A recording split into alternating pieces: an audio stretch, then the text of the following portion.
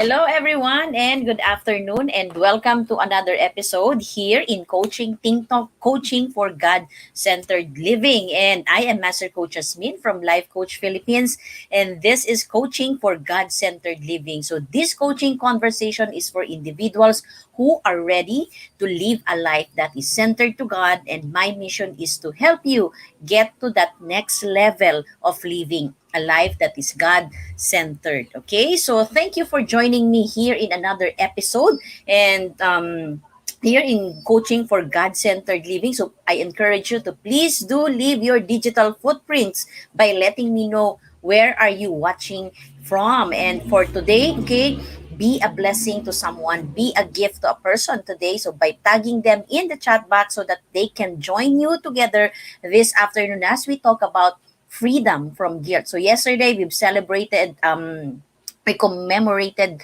June 12th, our Independence Day, right? So tag someone today, be a blessing, and let this episode free someone from guilt. Okay, so you may also share this in your timeline, in your Facebook page, and wherever you may post it. Okay, kung kahit saan mo siya pwedeng i-post so that you let someone know that there is something a talk like this here in Live Coach Philippines Coaching Think Talk, and we talk about every Sunday coaching for God-centered living. So you may also give some shout out. So if there is someone who you would like to greet in the chat box, may mga magbo-birthday ba, greet them right now. Or you may want to encourage someone, give someone an inspiring message, chat that person, put it in the chat box right now, and give that inspiring message. And also for those of you who are team replay, ayan, pwede rin kayong comment in the chat box. Let me know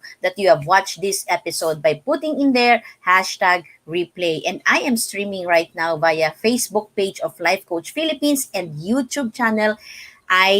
YouTube channel Coach AI Connect. So if you are new to this platform, so please follow and subscribe. Ayan, si Coach Glacy, binabati niya si Jade Garcia Redo. So we celebrate your birthday today. So thank you for joining us. And hello, Coach Nilo, Coach Tin, Coach Glacy, Coach Mao. Okay, keep on tagging your friends and invite them, okay? So give them some message, okay? Bigyan natin ngayon tong Sunday na ito ng a blessing day, di ba? So type in the chat box that person that you wanted to give a very special message, okay? So hashtag gift, okay?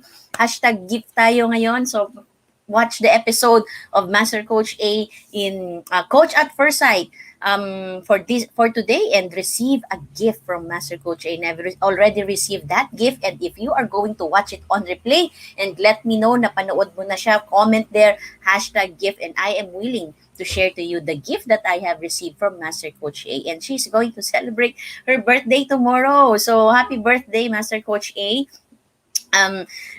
You may want to greet her right now in the chat box, di ba? At mag-advance happy birthday tayo. At anyone who are celebrating their birthday, their anniversary as well, you can tag them in the chat box right now so that they can watch this episode with you as well. So for those of you who are joining me for the first time, I am Master Coach Hasmin. I am from Life Coach Philippines. I am a CACC certified life coach and a mental health coach. I am also a master builder apprentice of Master Coach A, and we help build a tribe and help your dream, your unstoppable dream come true. And I am also part of one of her scholar in public speaking, and we have been journeying for over more than 10 weeks already, and it has been really a great help. So thank you, Master Coach A, for that scholarship. I am also a pastor's wife. I am married for 20 years, and I have two kids, ages 19 and 17, and I am a registered medical technologist. So I want to become a doctor, so I took up as a medical technologist, but somehow along the way I decided not to pursue with the dream of becoming a doctor, but instead I still work in the hospital as a registered medical technologist for a decade before I shifted into a different industry, a different career, which is marketing, which until now for 13 years I am a marketing person. But along the way, after a decade again of my career, I met life coaching, and that is where my life begin to change, because I've seen that life coaching is a mission for me, that because I've seen that life coaching is really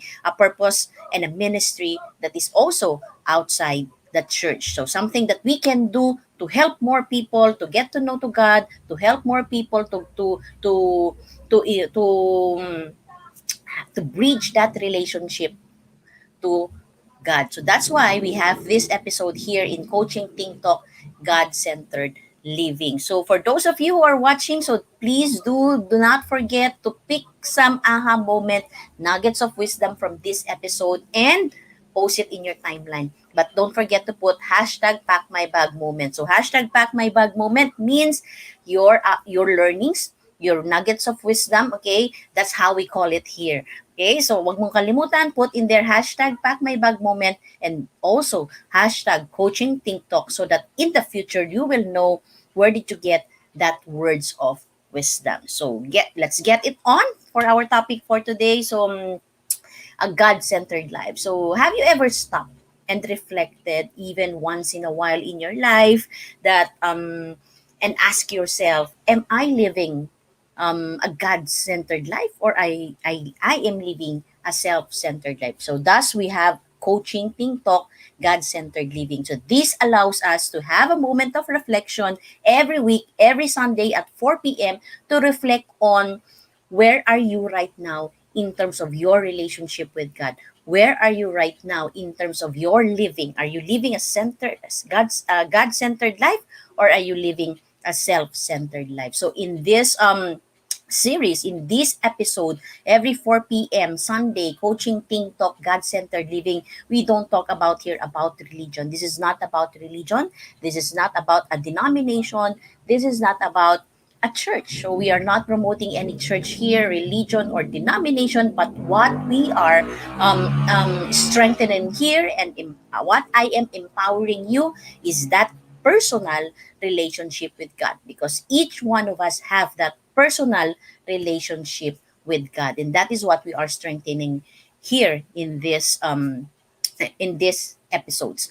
Okay, so but the content here, I base it on the scripture. Okay, from the scripture, and we relate it on, how can we relate it on our daily living. Ayan, sabi ni Coach Nilo, true north. Yes, every one of us have our own true north, and that is actually something that should be desired for, to die for, to know what is our true north. Hello, Coach Marife. Thank you for joining, and thank you for tagging in your friends and our other coaches as well. And thank you for being a blessing this afternoon. And okay, so ang pag-uusapan natin ngayon is about freedom from guilt. So yesterday, okay, we've experienced and celebrated yesterday the CACC Life Coaches, newly certified life coaches class 2. And June 12 was never the same again, especially if you have heard the speech of Master Coach A that it was given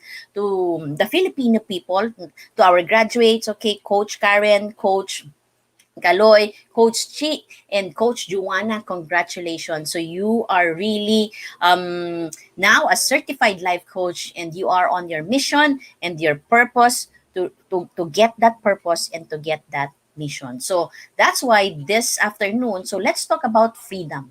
Okay? Gusto natin maging malaya, di ba? And often, okay, the one that is really um cage us is guilt. Okay?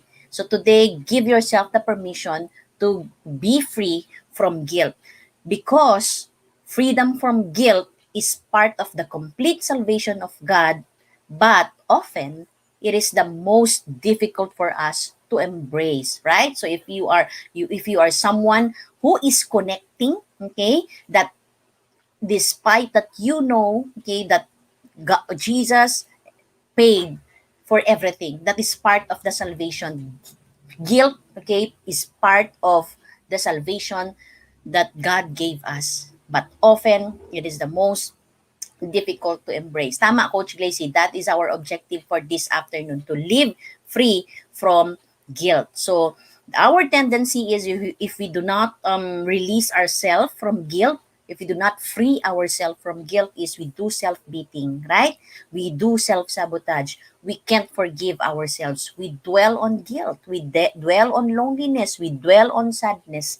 We beat ourselves too much, which is actually not the design of God in our life. So no matter how you look at it, guilt is really never a pleasant emotion, and it is not God's design for you to be in that state of guilt. So be free today.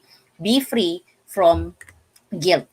Guilt is very aversive, and it is like shame, embarrassment, or pride. So it has been described as a self-conscious emotion. So meaning, when you say self-conscious, you are fully aware of that, which involves reflection on oneself. So people may feel guilt about a lot of reason, variety of reason, including acts that they have committed, think, okay, kahit naisip lang din nila, pero alam nila yon na mali, guilt can come in, okay? A failure to do something that they should have done, or thoughts that they think that are morally wrong. So there's a lot of um, various reasons why people feel guilt. And often, according to David Ropo, guilt is rooted in actions in the past. Okay? Actions in the past perpetuated in the lack of action in the present. Sorry. So look at the timeline, right? So guilt is in the past, lack of action in the present, and delivered in the future as pain and suffering. And that is the future of guilt. So if you do not allow yourself to be free from guilt, your future, it will bring your future pain and suffering. But the good news is, you, if you look at this timeline, at present, okay, at present, you need to take action. Because if you do not take action, that's where the problems comes in the future. That's where pain and suffering will come in. So have a moment right now. How is your guilt affecting? How is guilt affecting you right now in terms of your personal relationships with God, personal relationship with God, personal relationship with other people, in terms of your career, relationship with yourself, okay, in all aspects. So think of it right now. How is guilt affecting you? Are you in the past, present, or in the future effect of guilt? Guilt.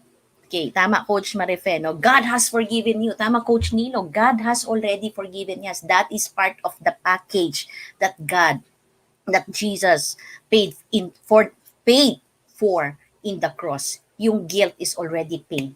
Okay, so that's why we need to free ourselves as well to guilt. Okay, and that's what I am going to share to you this afternoon. Meron tayong 5 process. If you are in that state right now of guilt, if you are in that state, if you are handcuffed with guilt, you are inside the cage of guilt, there are 5 steps that I'm gonna be sharing to you so that you can eliminate that feelings of guilt. That's the good thing with guilt. That's the good news, because guilt is an emotion.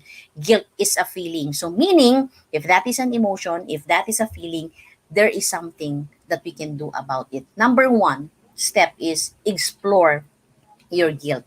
Your first step always, whenever you feel that emotion of guilt, your first step always is to explore that feeling of guilt and the corresponding event that took place. Sometimes we just feel it, but you have to dig deeper on that feeling. Hanapin mo, okay, what transpired, what took place at that moment. So it is important for us to gain immediate clarification in whenever we feel an emotion. Immediate clarification about that feeling is really very significant and is really very important. And sometimes it can be critical. Okay, it's a very critical that we must really give ourselves a time to explore that emotion. So reflect on the following question. How do you explore? What am I feeling guilty about? Saan ka nga ba nagigilty? Are you guilty because of the action? Are you guilty because of the word that you have said? Are you guilty of how you responded? So think about that, reflect on that, so that you are able to write it or journal it. Next is, why am I feeling guilty? Okay, if I have said this word to that person, so if I felt guilt when I said this word, dig deeper, explore that. Why do you feel guilty? Is it something that you know that the person doesn't want to hear? That na alam mo naman na ayaw niyang marinig mo yun pero sinabi mo. Okay? So why are you feeling guilty? Next is, what is the underlying reason for my guilt? So these are the questions that you can try to ponder on as you explore your guilt. So take a screenshot right now of these reflective questions that might help you to explore your guilt, because we never, every emotion, whenever we label it, whenever we pin down it, nagwi-weaken yung feeling, nagwi-weaken yung emotion. That's why it is always the first step to explore that guilt feeling. Okay, so guilty sa inaction, sabi ni Coach Glacy. O yun, you're now on the step 1 na at least you are able to identify it right now. So now let's move on to step number 2. Step number 2 is accept that there are things that can't be changed. You have identified that, right? Kailangan nating tanggapin na may mga bagay na hindi talaga natin pwedeng mabago. It is important here to emphasize that during this step, that past cannot be changed. Tama? Past is past at hindi mo na yun pwedeng mabago. No matter how much you indulge in that feeling of guilt, it is impossible for you to time travel, to go back to the past and do something about it, because past is past. So instead, okay, why not instead declare this? Make this a statement. Write it down in your journal. Make this a statement. This is how I am feeling and I accept that. Okay, put it right now. So, take full responsibility, 'di ba? Sabi nga doon sa mga isang building blocks ni Master Coach di ba? I think it's in the 4th day that I am responsible. Whatever that happened in our life, we are always and always responsible of that. We should take that accountability. There are things in life that cannot be changed. Yes, we've done that. Nagawa na natin yung hindi tama, nagawa na natin yung hindi mali. Okay? This is how I'm feeling and I accept that what? Okay, ano yung gusto mong ilagay dyan?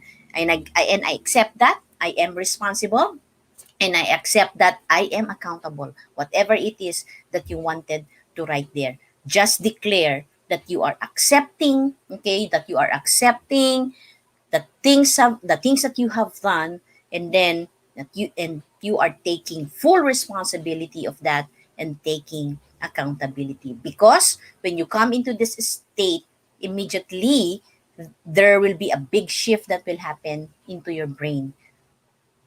Maghahanap siya ng next action, ng moving forward plan mo. As soon as you accept it, as soon as you take responsibility. Hello, Coach Kaloy. Thank you for joining this afternoon. Agree, never fight with the past. Tama, hindi mo naman talaga pwedeng awayin yung past. The past is past. It has been done. What is important is your present. And that's what we do here in life coaching. We do not dwell in the past. We focus on the result. We focus on the now. What can we do now to change the future? Right? So, yun yung ginagawa natin here in life coaching. Number 3 is start taking control and make things better. Okay, given you've pinned down where is your guilt coming from.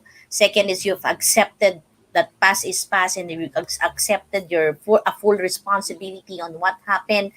Start taking control and make things better. So, you cannot go back to the past and change things. However, there might be certain things that can be done and help improve the situation. So therefore, it will potentially eliminate the feelings of your guilt. So that is a good news. Kaya send an emoji. Palakpak ka naman dyan, di ba? Send an emoji there because that is a good news. Okay? You can potentially eliminate your feelings of guilt once you have reached this step 3. Start taking control and make things better. How do you do that? Looking at the situation, what is within your control.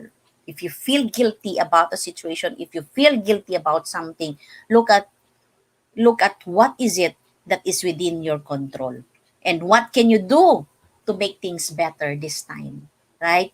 Rather than nandun ka sa past na naka-cage ka na, nakatali ka na, why not this time at this step number 3, think about what can you do to make things better. What is it that is within your control? What is it that can be potentially improved in that situation? Is it in the relationship? Is it in the way you handle things? Is it the way in taking your action, in taking the next step?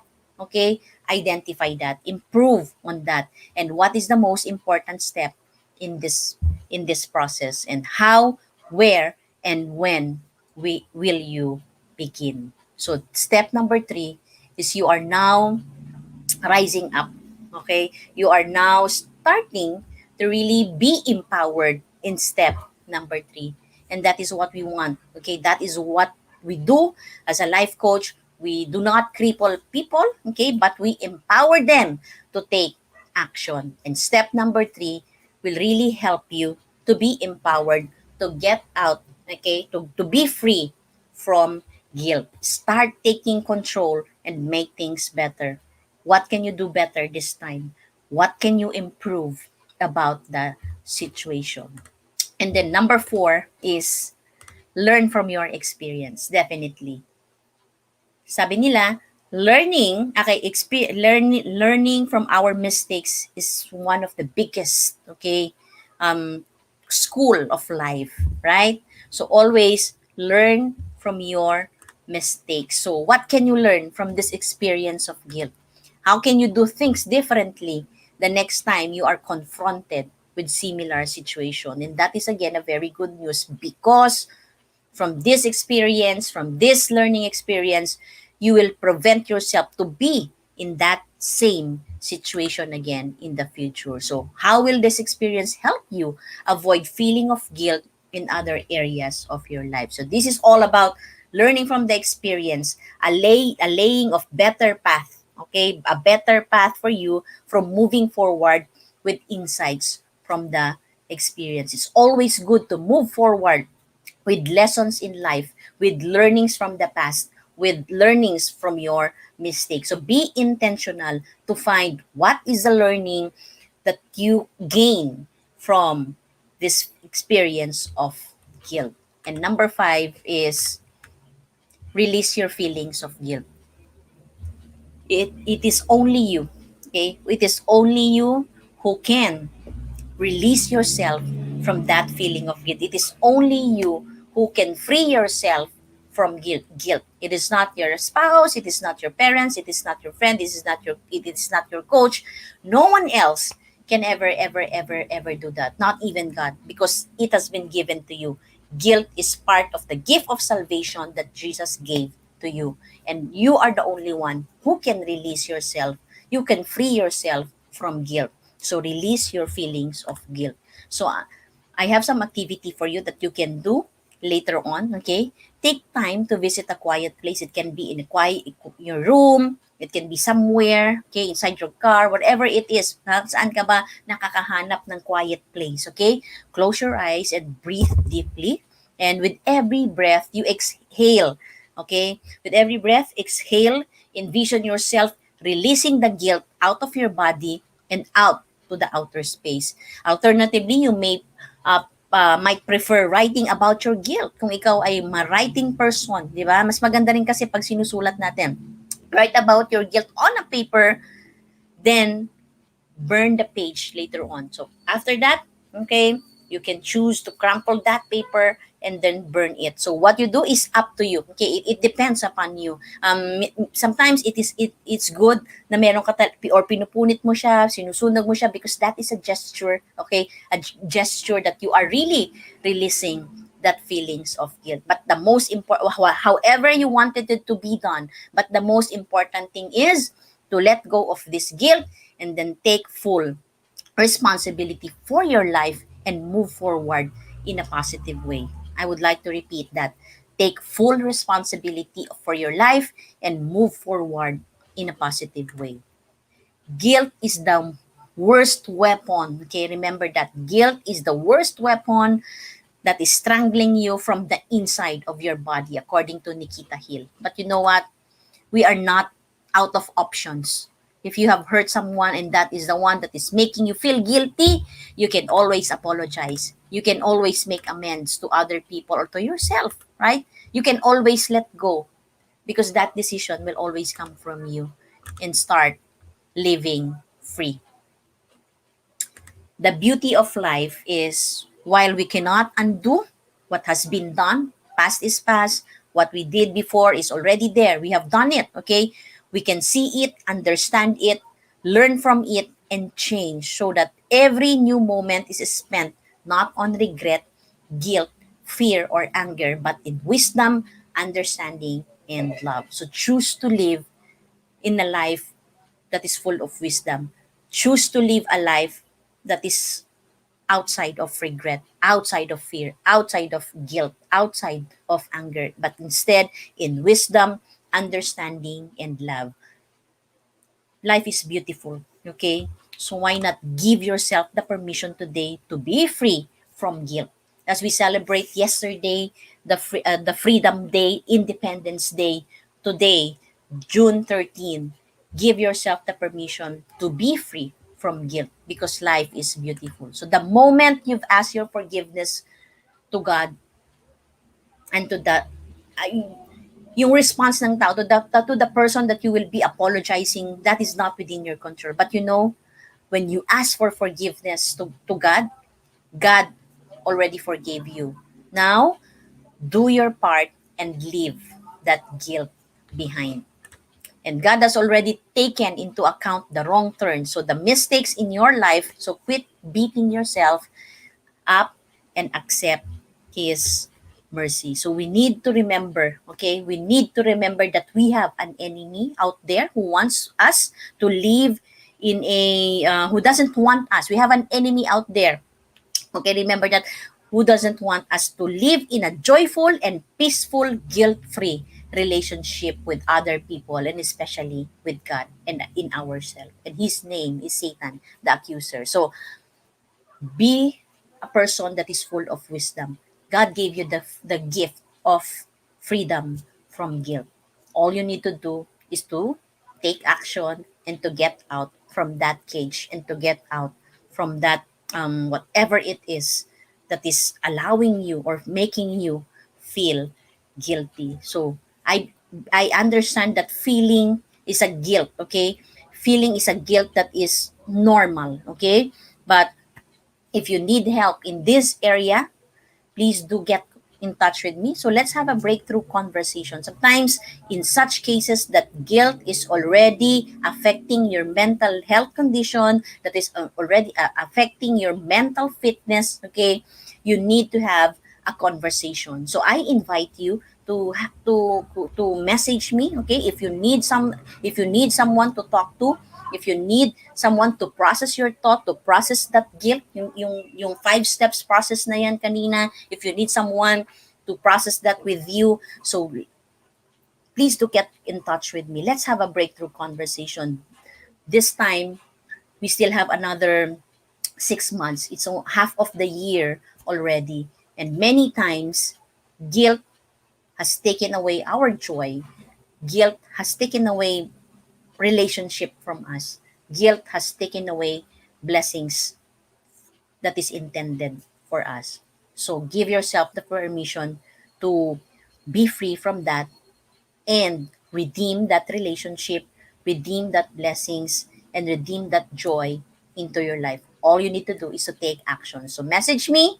Let's stay connected and let's have a breakthrough conversation. And also I would like to invite you to my 6-week journey on becoming the most courageous person that you know. Probably you are in that chaos of guilt right now because of courage. But because of courage. So if you want to be the most courageous person that you know, I invite you to join me in a 6-week workshop, Courageous Living coaching workshop with Master Coach Hasmin. So no matter who we are, we can really escape life's difficulties. So we always face challenges. It's part of being human. It's part of being alive, right? So this coaching program will help you to will help you with practical strategies to become more courageous and will give you the push that you need to break through from challenges in the pursuit of the opportunities and develop a greater sense of overall well-being,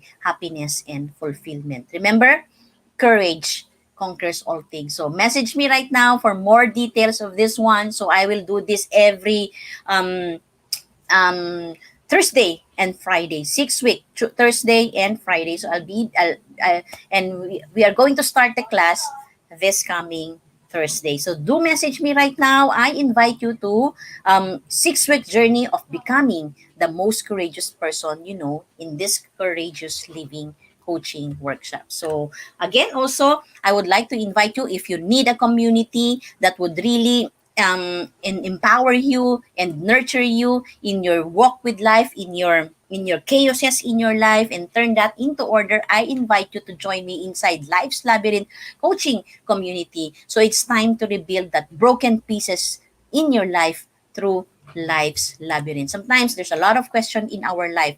We are so confused with our life. We are confused of our identity, who we are, where are we going to go, what is our purpose, why is our life in chaos, and sometimes we feel that we are inside a maze, right?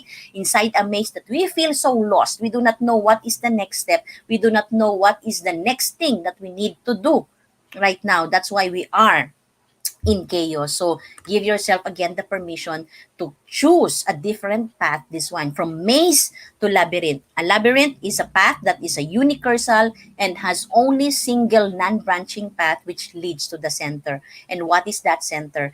That is a life that is centered to God. So what are you going to choose this time? A path inside a maze wherein many dead ends, many choices, or a labyrinth in a single path which leads to the center, which will lead you to God.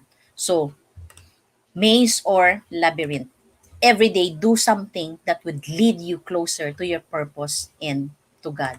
And if there is a way to make sense of your situation and will figure out what is your next step, what are you going to answer? Is it a yes or a no? So join me inside Life's Labyrinth and message me. Let's have a conversation. Okay? And let's turn that chaos into order. So once again, as I end this conversation, let me invite you to be part of what we are doing as an organization of professional certified life coaches in Life Coach Philippines. So do join us for another coaching conversation tomorrow with the couple coach at 10 a.m. for coaching for partner leave para sa mga mag-asawa dyan or yung mga nagbabalak mag-asawa and they want to improve their relationship. We have coaching for partner leave at 10 a.m. Coach Maan for coaching for healthy mind space at 2 p.m. So if you want to really have a healthy mindset, healthy mind space, join Coach Maan at 2 p.m.